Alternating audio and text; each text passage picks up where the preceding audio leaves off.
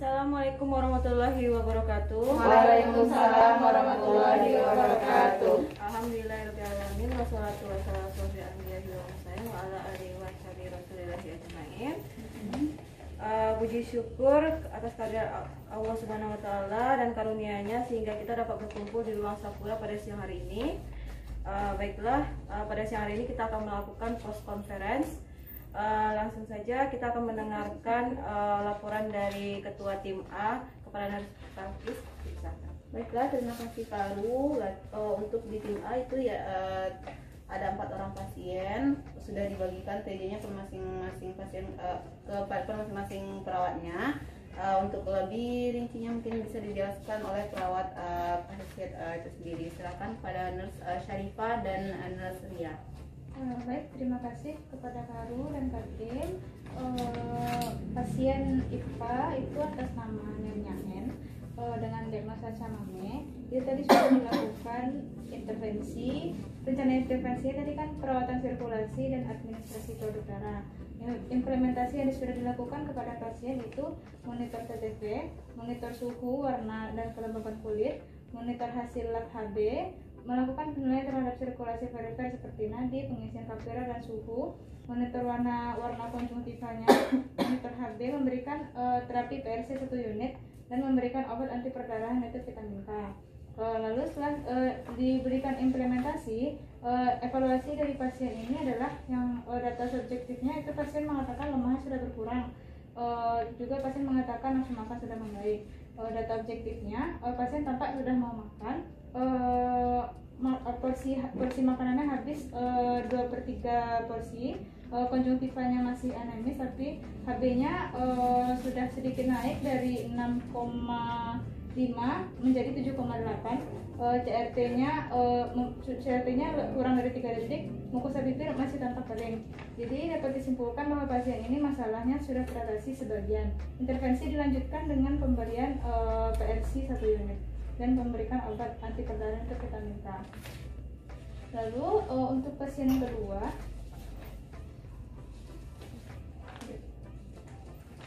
itu Tuan R itu dengan tumor rekti sudah diberikan intervensi yaitu manajemen nutrisi dan kontrol infeksi.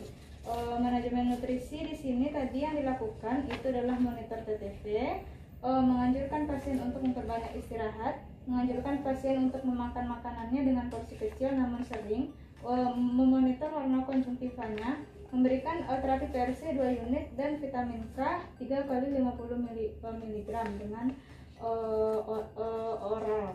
Evaluasinya dari implementasi yang sudah dilakukan itu pasien mengatakan masih lemah, masih pusing, apalagi ditambah saat bergerak. Terus pasien juga mengatakan nafsu makan masih berkurang. Data objektifnya itu HB-nya meningkat setelah diberikan PRC 2 unit yaitu sebanyak 10 dari 8. Untuk TTV-nya normal dan konjungtivanya masih tampak anemis. Dapat disimpulkan dari Tuan R itu masalahnya masih belum teratasi. Intervensinya dilanjutkan dengan PRC 2 unit. Untuk resiko infeksinya sudah dilakukan intervensi kontrol infeksi dengan implementasi monitor PTV, menganjurkan pasien untuk memperbanyak istirahat, memberikan informasi kepada keluarga untuk membersihkan lingkungan pasien, mengajarkan kepada keluarga untuk mencuci tangan yang benar dan juga mencegah terjadinya infeksi. Lalu pemberian antibiotik yaitu ceftriaxone 1 ampul, cefixim 2 kali 200. Untuk evaluasi dari resiko infeksi ini, pasien mengatakan masih tidak nyaman dengan luka operasinya. Pasien juga masih merasakan nyeri di luka operasinya. Untuk data objektif sudah dilakukan pemeriksaan leukosit menurun dibandingkan yang sebelumnya. Dari leukosit Tuan R dari 20.000 menjadi 14.000. Untuk TTV-nya normal. Jadi dapat disimpulkan untuk resiko infeksi ini masalahnya teratasi sebagian. Intervensi dilanjutkan dengan pemberian antibiotik. Terima kasih. Selanjutnya dari Baik, untuk pasien yang saya kelola yaitu namanya Nyonya ISY, di mana intervensi yang diberikan di sini manajemen perifer jaringan.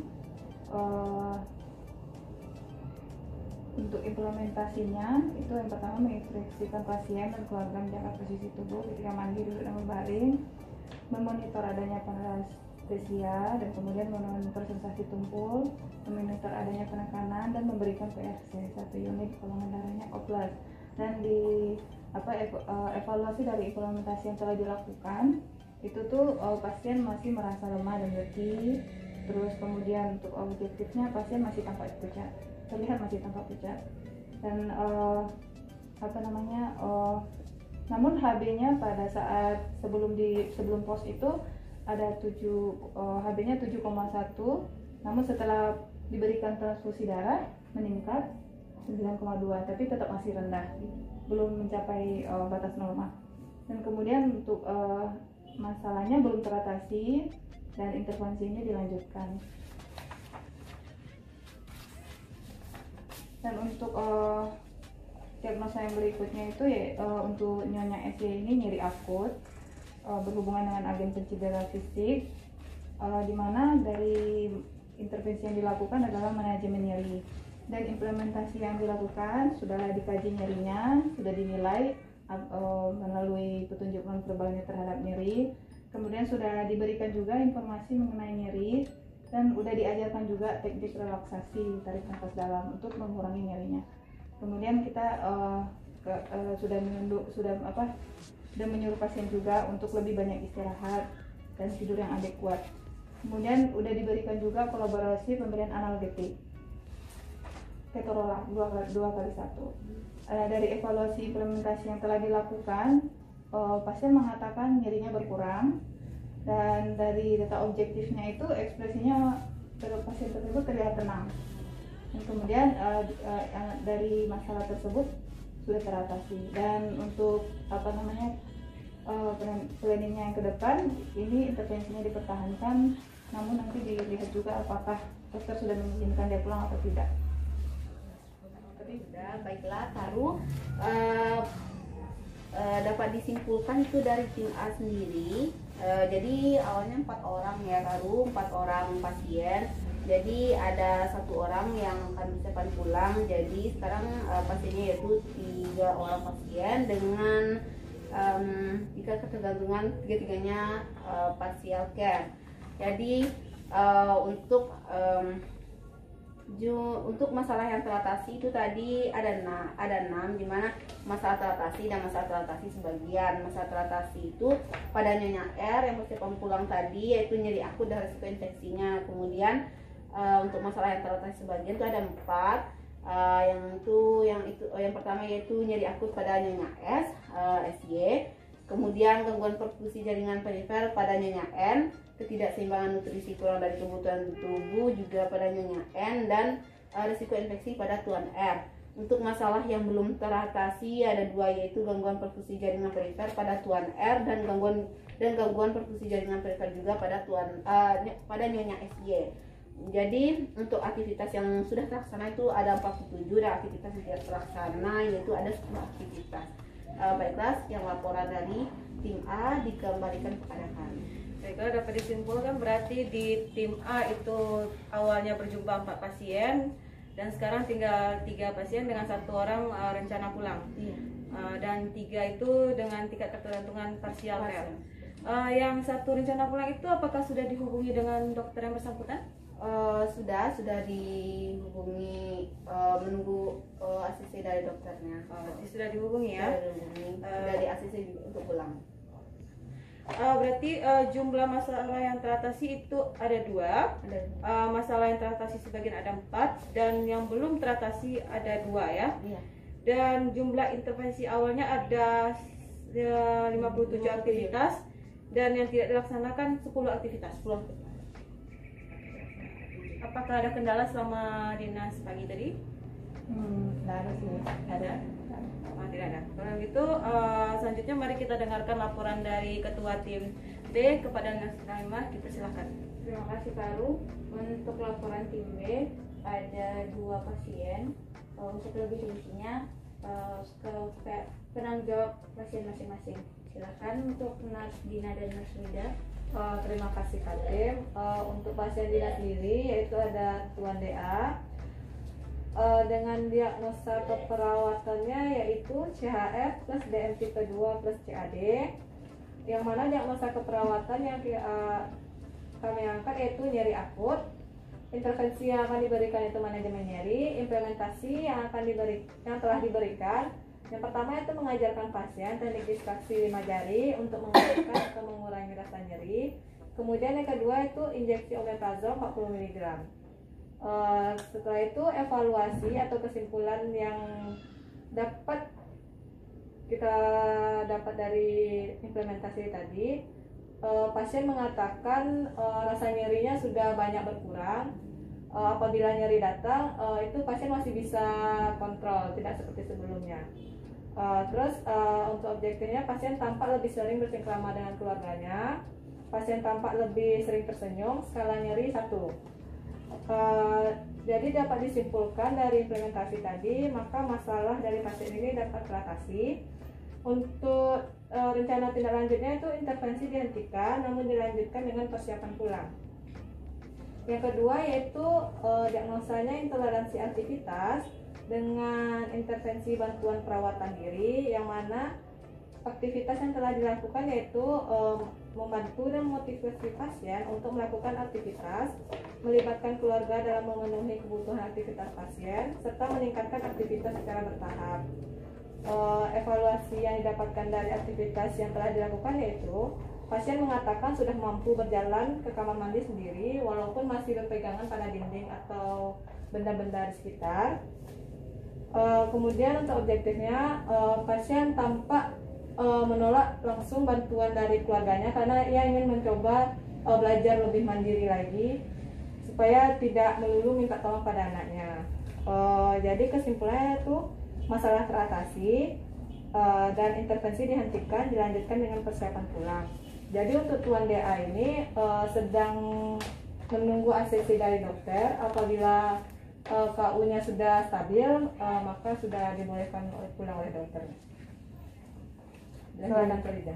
Ya, terima kasih Nasrina. Selanjutnya itu saya Rida bertanggung jawab pada Tuan A dengan diagnosa medis COVID-19 plus sepsis plus gagal nafas. Untuk diagnosa yang pertama yaitu diagnosa keperawatan yang pertama yaitu bersihkan jalan nafas tidak efektif berhubungan dengan sekresi pada jalan nafas. Untuk intervensinya sendiri yaitu manajemen jalan nafas. Untuk implementasi yang telah dilakukan, yang pertama mengatur posisi pasien dengan posisi semi-fowler, memberikan O2 NRM 15 liter, menganjurkan pasien istirahat dan nafas dalam, lakukan fisioterapi dada, mengajarkan pasien batuk efektif, akulturasi suara nafas, monitor TTV pada Tuan A. Selanjutnya kolaborasi pemberian nebu kombifen dengan dokter. Yang selanjutnya mengatur intake cairan pada Tuan A. Untuk implementasi yang belum dilakukan yaitu mengirim kultur sputum dan kultur darah pada Tuan A. Untuk data subjektifnya, pasien mengatakan sesak nafas sudah mulai berkurang. Dengan data objektif nafas pasien 24 kali per menit, dapat disimpulkan bahwa masalah teratasi sebagian dengan intervensi tetap dilanjutkan pada Tuan A sendiri. Untuk diagnosa yang kedua yaitu risiko infeksi berhubungan dengan penatalaksanaan sekunder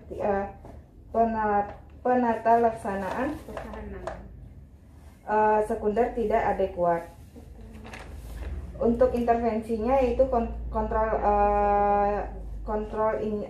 risiko infeksi. Untuk implementasi yang telah dilakukan, mempertahankan monitor tanda-tanda dan gejala infeksi pada Tuan A, membatasi jumlah pengunjung. Cuman di sini untuk membatasi jumlah pengunjung dikarenakan untuk kategori ketergantungan Tuan A itu sendiri total. Jadi untuk pasien yang datang sangat banyak, susah untuk dibatasi. kadang kami sebagai perawat asosiat kadang adu dengan keluarga pengunjung untuk melihat Tuan A sendiri. Mungkin nanti ada solusi dari Karu dan Katin. Selanjutnya mengajarkan pasien waktu efektif, akulturasi suara nafas, monitor TTV, dan mempertahankan teknik aseptik, melakukan cuci tangan sebelum dan sesudah tindakan. Untuk data objektif pada pasien masih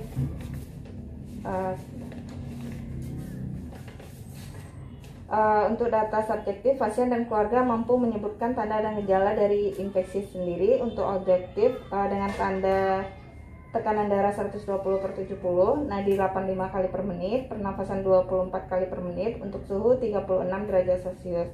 Dapat disimpulkan bahwa masalah teratasi. Untuk intervensinya diperlukan mempertahankan implementasi ini. Sekian laporan dari Tuan A. Kembalikan ke Kak. Baiklah, terima kasih Mas Rida dan Mas Gina. Jadi dapat disimpulkan untuk tim B jumlah pasien awalnya yaitu 2 orang, dan untuk sekarang untuk pasien rencana pulang 1 orang, yang dirujuk tidak ada, dan pasien dipindah ruangan juga tidak ada. Jadi total akhirnya ada 1 orang yaitu Tuan A dengan tingkat ketergantungan total. Untuk masalah yang teratasi ada 2, yaitu nyeri dan intoleransi aktivitas. Untuk masalah yang teratasi sebagian ada 2. Untuk aktivitas yang terlaksana ada 19, dan untuk aktivitas yang tidak terlaksana ada 1, yaitu mengajarkan cara cuci tangan pada keluarga dan pasien. Sekian laporan dari tim D. Kembali sekali. Baiklah, terima kasih kepada Nas Rahimah. Dapat disimpulkan bahwa di tim B itu ada 2 pasien awalnya ya, dengan tingkat ketergantungan, 1 partial care dan 1 total care. Dan 1 ada rencana pulang tadi ya. Yang rencana pulang apakah sudah dihubungi dokter yang bersangkutan? Sudah Sudah di ACC? Sudah di ACC, tinggal melihat pantauan KU-nya saja. Oh gitu ya. Jadi di tim B itu jumlah masalah yang teratasi itu ada 2 ya, dan masalah yang teratasi sebagian itu ada 2, dan yang belum teratasi tidak ada. Dan arti intervensi yang dilakukan itu ada 4, dan yang tidak dilakukan itu ada 1 ya. Nah, jadi tadi Nurse Rida tadi bilang pasien siapa Tuan tadi? A. Tuan A ya, banyak pengunjung. Nah, kita bisa berikan edukasi kepada warga apa itu dampaknya kalau banyak pasien. Itu kan banyak orang ya, keluarga datang. Nah kan orang itu kan datang pasti dia ada membawa suatu kuman yang tidak nampak, mikroorganisme ya. Nah jadi bisa kita perawat yang lain kalau nampak keluarga yang banyak datang, bisa kita berikan edukasi, pengertian ya, seperti itu. Jadi kesimpulan semuanya itu tadi awalnya diagnosa keperawatan aktualnya ada 9 dan resiko ada 3, dan total dari jumlah masalah yang teratasi itu ada 4, yang teratasi sebagian ada 6, dan masalah yang belum teratasi hanya ada 2, dan jumlah aktivitas yang dilakukan ada 62, dan jumlah aktivitas yang tidak dilakukan itu ada 11. Nah, apakah ada kendala lagi yang lain? Tidak lagi ya. Baiklah, kalau tidak ada, kita akhiri saja post conference kita pada siang hari ini. Sebelum kita tutup, mari kita berdoa menurut agama masing-masing. Berdoa mulai.